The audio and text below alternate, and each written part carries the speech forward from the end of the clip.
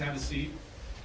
We're going to be talking for a long time. I heard you guys love speeches, so I've got about 90 minutes of prepared remarks here. I want to thank you all for being here. USA! There we USA! USA! USA! USA! go. So I want to thank our guardians, our airmen, and everyone else for the warm reception in a very, very cold place. I think it's probably the coldest place I've ever been, but you guys managed to do a great job despite the weather. I want to bring a message for President Trump. He's grateful for your service, grateful for what you do up here, and just wanted me to tell you that he's proud of you and he thinks about you.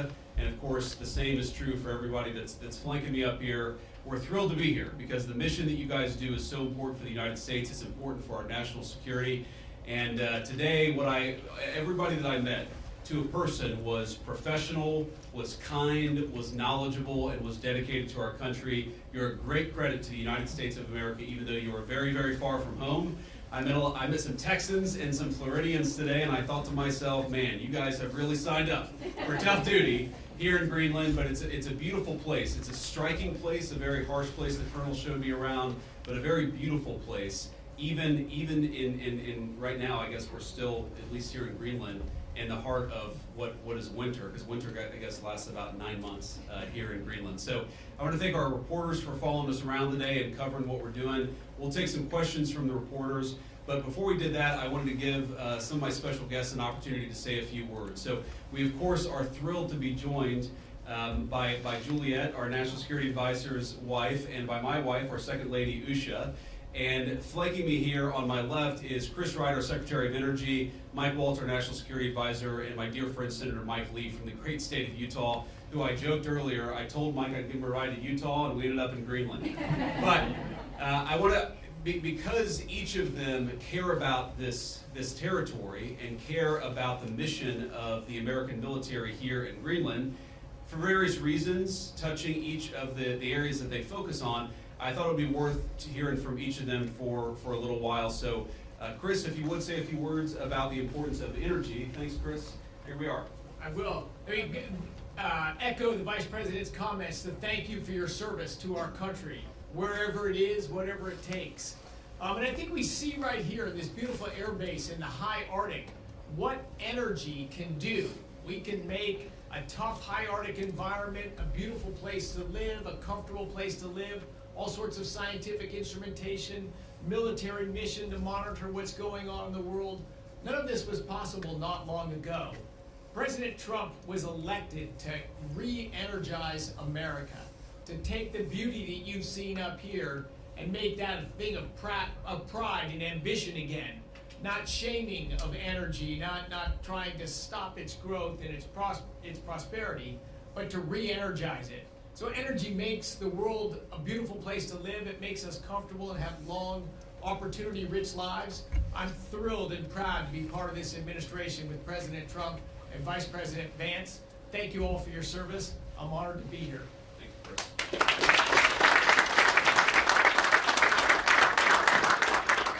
I guess when we flew in, it did look a little bit like Utah in the wintertime.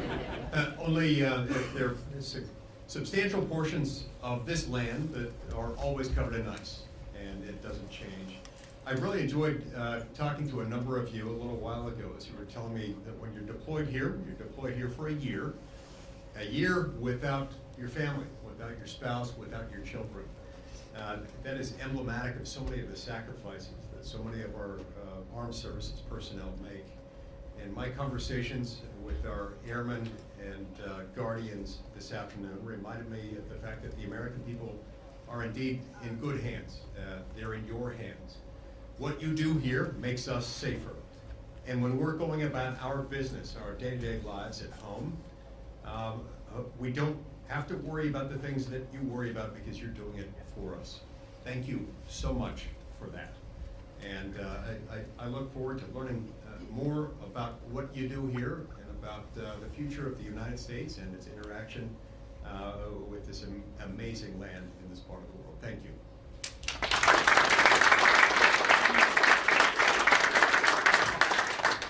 Thank you, Mr. Vice President, and I just wanted to take a minute and thank you all to the airmen and women, to the Guardians, who are keeping us safe day in and day out. You are continuing a tradition of the U.S. military's presence in Greenland since World War II, a 1951 defense treaty, and President Trump is absolutely serious with the Vice President and with his team about the Arctic and the security that the Arctic brings and that you bring to the Western Hemisphere. This is about shipping lanes, this is about energy, this is about fisheries, and of course it's about your mission, which is keeping us safe and monitoring space, monitoring our adversaries, and making sure the American people can sleep safely in their homes day in and day out. So thank you for roughing it.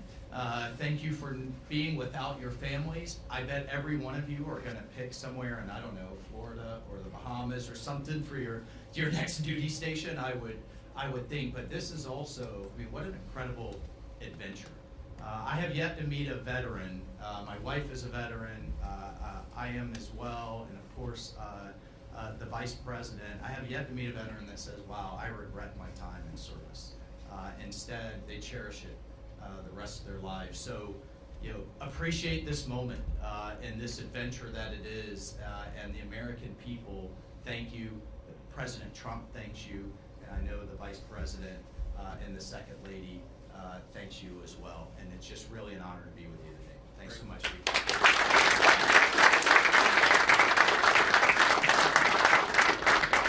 So thank you, Mike. And let me say just a couple of other things, and then we'll take some questions from the reporters. So, number one, I think a lot of Americans wonder, why does Greenland matter so much? Why does the mission of this base matter so much to the American people? And I learned a lot about that today myself. Of course, you can read about it in a book, but I saw it up close and personal. And if, God forbid, to my fellow Americans, if a missile was fired from an enemy country or an enemy submarine into the United States, it is the people here before us who would give notice to our brave men and women further south in the United States to let people know what was coming and, God willing, to try to shoot it down and prepare for it. That's one of the things that we do at installations like this. We know that Russia and China and other nations are taking an extraordinary interest in Arctic passageways and Arctic naval routes, and indeed in the minerals of the Arctic territories. We need to ensure that America is leading in the Arctic, because we know that if America doesn't, other nations will fill the gap where we fall behind. So what you guys do is so critically important. I think a lot of Americans, certainly I, didn't realize it fully until President Trump started talking about the importance of our Arctic mission, about building upon it, and ensuring that America can lead in the Arctic for the next generation. And now I want to talk about, of course, the interaction and what Denmark, I think, has done, and sometimes in partnership with us, but let's be honest, what Denmark over the last 20 years has failed to do in some cases, because we know that unfortunately this place, this base, the surrounding area is less secure than it was 30, 40 years ago, because some of our allies haven't kept up. As China and Russia have taken greater and greater interest in Greenland, in this base, in the activities of the brave Americans right here, we know that too often our allies in Europe have not kept pace. They haven't kept pace with military spending, and Denmark has not kept pace in devoting the resources necessary to keep this base, to keep our troops, and in my view, to keep the people of Greenland safe from a lot of very aggressive incursions from Russia, from China, and from other nations. Now, President Trump, as he says all the time, and as a lot of people recognize, is a president of peace. We want to have good relationships with everybody. That includes, even to the extent possible, the Chinese and the Russians. But part of having good relations is showing your strength when you have to. And unfortunately, the story of Greenland over the past 20 years when it comes to security is that we've underinvested in the infrastructure, we've underinvested in the security architecture, and we've underinvested in the brave men and women who are doing a very hard job, as Mike said, to keep all of us safe. That has to change. Now, When I pointed out a couple of weeks ago that in some ways, with all due respect to our Danish allies, they had not kept pace, there was a lot of criticism from Denmark, a lot of attacks at the Trump administration, at the president, at me, at others in our administration for saying the obvious, which is that Denmark hasn't done a good job at keeping Greenland safe. And one of the things I heard was, well, what about the many Danes who lost their lives in the war on terror fighting alongside the United States? Well, look, we obviously honor the sacrifice of our Danish friends in the war on terror 20 years ago, just as, for example, the French honor the sacrifice of Americans in Normandy 80 years ago. But recognizing that there are important security partnerships in the past does not mean that we can't have disagreements with allies in the present about how to preserve our shared security for the future. And that's what this is about. There is no amount of bullying, no amount of obfuscating, no amount of confusing the issue. Our message to Denmark is very simple. You have not done a good job by the people of Greenland. You have underinvested in the people of Greenland, and you have underinvested in the security architecture of this incredible, beautiful landmass filled with incredible people. That has to change. And because it hasn't changed, this is why President Trump's policy in Greenland is what it is. It's consistent with the first Trump administration, where you saw significant investments in Arctic security, and it will continue over the next 4 years under President Trump's leadership. And let me finally, before I kick it over to the media, make one comment about the people of Greenland. The colonel here, the base commander, who came here first as a second lieutenant, and I guess, Colonel, this is your second duty station here, and we're proud of you and proud of all of you guys who are serving and helping keep us safe.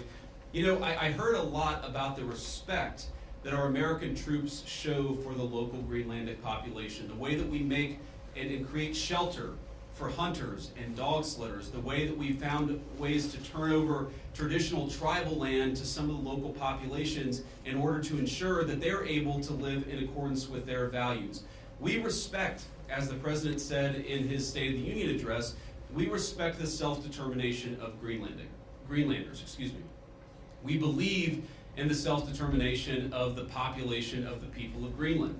And our argument is very simple. It is not with the people of Greenland, who I think are incredible and have an incredible opportunity here. Our argument really is with the leadership of Denmark, which is underinvested in Greenland and underinvested in its security architecture. That simply must change. It is the policy of the United States that will change, and I'm proud to be able to stand here with so many brave Americans to better understand the security mission and better understand what you guys do each and every day. For that, I'm grateful for your service. I'm even more grateful.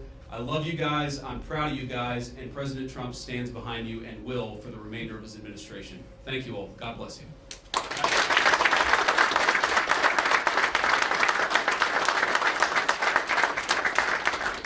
All right, now we'll take a few questions.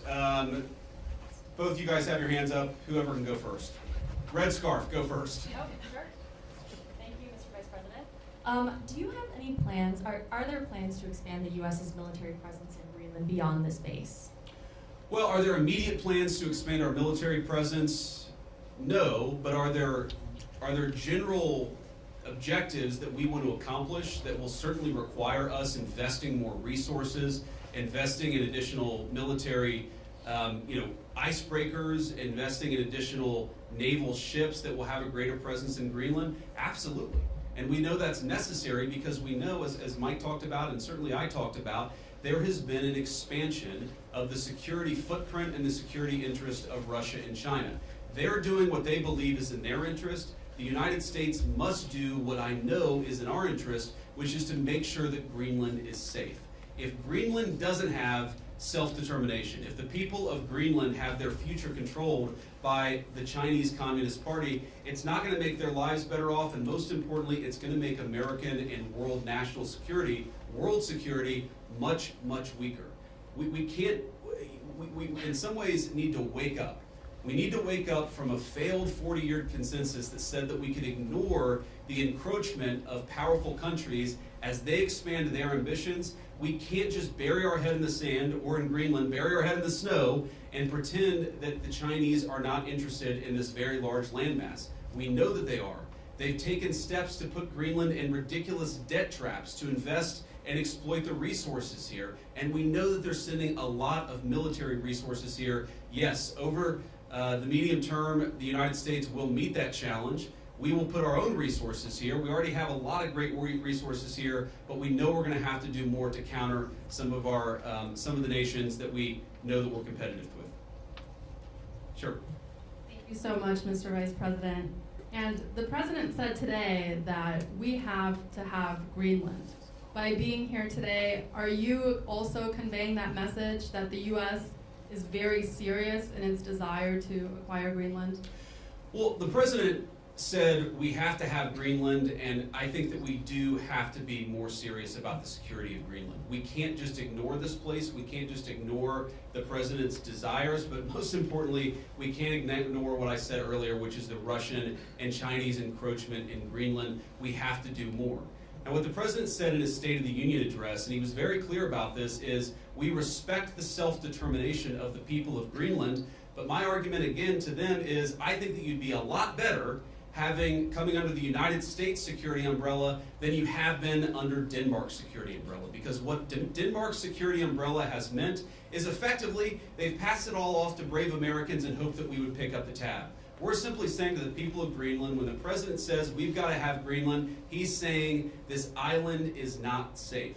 A lot of people are interested in it. A lot of people are making a play. We know that America cares about the security of this island for the sake of the people of Greenland, but also for the sake of the national security interests of the United States of America. So our message is very simple. Yes, the people of Greenland are going to have self-determination. We hope that they choose to partner with the United States because we're the only nation on earth that will respect their sovereignty and respect their security, because their security is very much our security, as these brave Americans show. John Parkinson with ABC News. Thanks for bringing us along on this historic trip. I wanted to ask you about last week's news with the Atlantic. We've had a couple questions on Greenland. I feel like you've answered that. But I did want to ask, did you express your concerns to the President that you were opposed to the Houthi strike?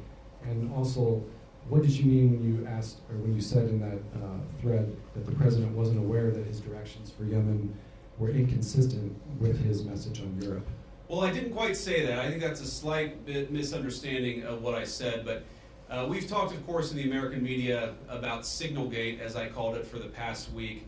And here's what I told the President and the entire national security team, is that yes, it is in the interest of the United States of America to preserve navigation. Yes, it is in the interest of the United States to kill terrorists who are preventing navigation in the Red Sea, but we got to make sure that we do it right. We have to be careful. We have to make sure the timing is right. And of course, what that leak revealed, I think, is a private communication between the President's senior advisors about how best to prepare the American people for what we all thought we had to do, about the right timing of when we should do something, and of course, surfacing the strategic questions that we needed to decide and brief the President on so that he could ultimately make the decision about what we would do.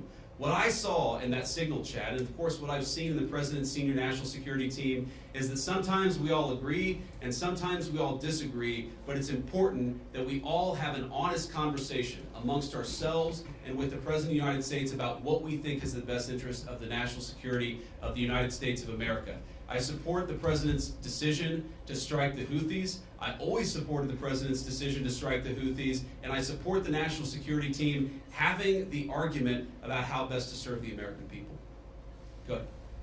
In your security briefing today, did you see specific threats coming from China and Russia, things that you did not know about before? Are we talking battleships, icebreakers, any type of military equipment, or is it economic?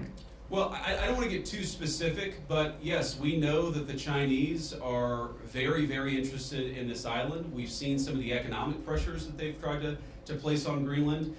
We know that they're increasingly engaging in military training and military interest. Certainly, they've started to describe themselves as a near-Arctic power.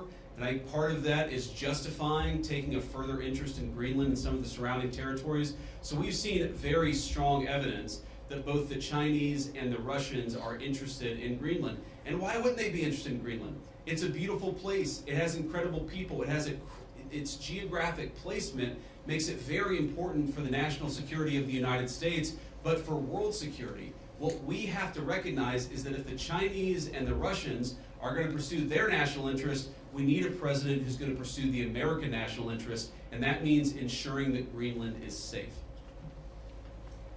When can we expect an update on the internal investigation into that signal chat leak?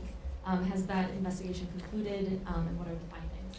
I think we'll get an update soon. Look, we take it very seriously. We all accept that a journalist should not have been invited into the chat, and members of the administration, including my dear friend Mike, have taken responsibility for it. But I find the American media's obsession with this issue very, very interesting, because I happen to remember about 4 years ago when American military leadership made a catastrophic error that got 13 innocent Americans killed in Afghanistan and had about $80 billion of military equipment turned over to one of the worst terrorist organizations in the world. And for years, the American media ran cover for a Biden administration that refused to fire any generals or even launch an internal investigation that was meaningful and substantive about what happened. And now the same American media that covered for the Biden administration after the untimely death and the unnecessary death of 13 brave Americans is really, really interested in forcing the President of the United States to fire someone because of a signal chat. Because of a signal chat. That is not honest behavior from the American media, and if you think you're going to force the President of the United States to fire anybody, you've got another thing coming. President Trump has said it on Monday, on Tuesday, on Wednesday, on Thursday, and I'm the Vice President saying it here on Friday. We are standing behind our entire national security team. Can I just ask you about Yeah, go ahead. the tariffs? There's been some retaliation, some signals at least in the media that Canada's going to respond, some of these others are going to respond to the president's tariffs. What's your message for Americans that are going to see costs increase on auto manufacturing, new cars, that kind of thing?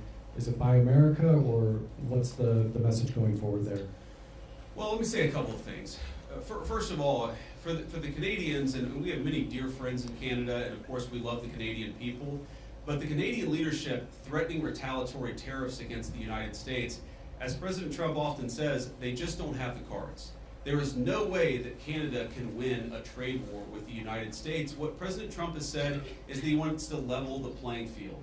For decades, Canadian leadership has forced American farmers and American manufacturers to play by an unfair set of rules. All President Trump has said is that we're done playing by an unfair set of rules. If you're going to do something to our industries, then we're going to do something back to your industries. That's how you protect American manufacturing, and that's how you protect American jobs. Now, what I'd say to the American people is look, the president ran on this, and he said very clearly that we're done being the piggy bank of the entire world. For 40 years, in the same way that our European friends, I think, have neglected international security, for 40 years, a lot of our friends all over the world have used America as a piggy bank. They have used us to absorb all of their excess economic production. What does that mean for Americans? For Americans, that's meant manufacturing jobs declining, that's meant middle-class wages going down, that's meant whole towns that have been hollowed out by empty factories, and that means an America that is less safe because our manufacturing isn't as powerful now as it was 30 years ago. I've got all these brave Americans in front of me and a few behind me too.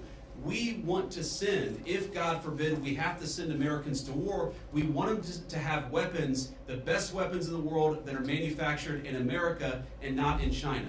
The way you do that is to rebuild the American manufacturing sector. The days of America being the piggy bank of the world, the days of closed factories, the days of people not being able to get a middle-class job in this country, they're over.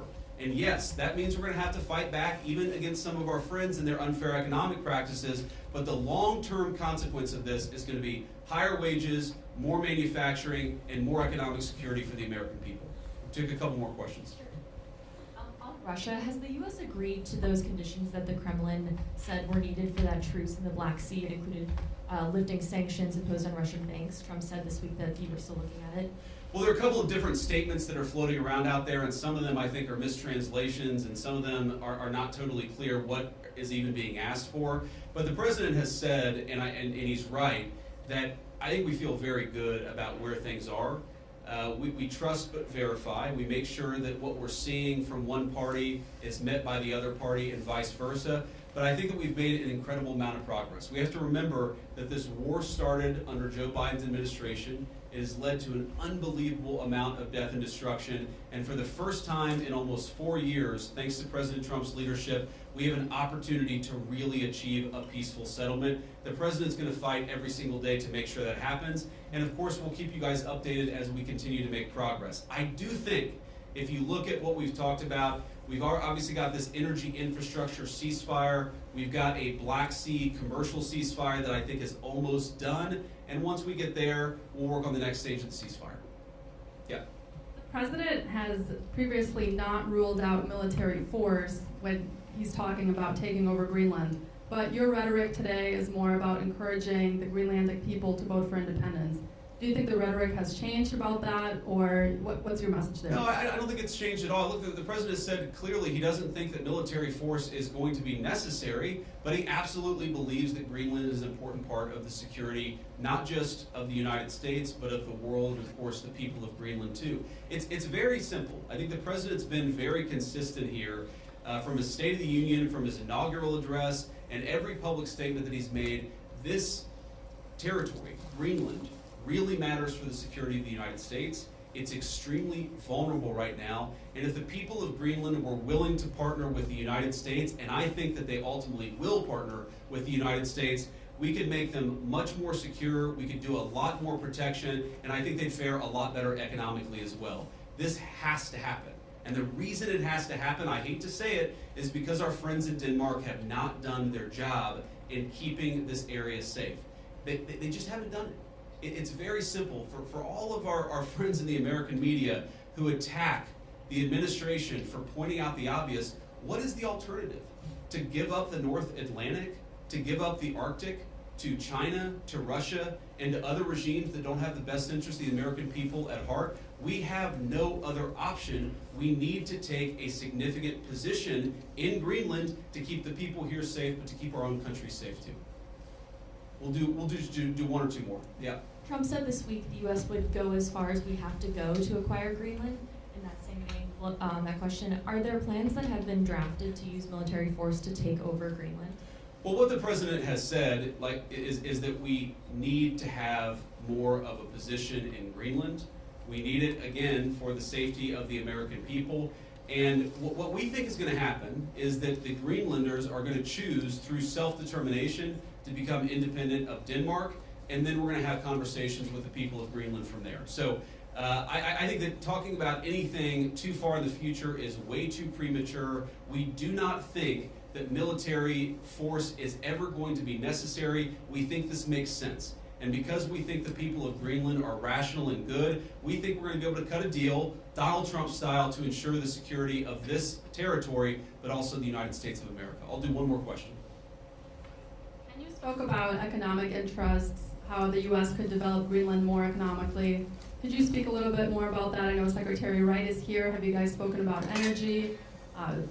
Senator Lee is here as well. Just wondering what those discussions have been. No, my point actually is that other countries have explicitly gone after Greenland, and I think with a mind towards economic exploitation.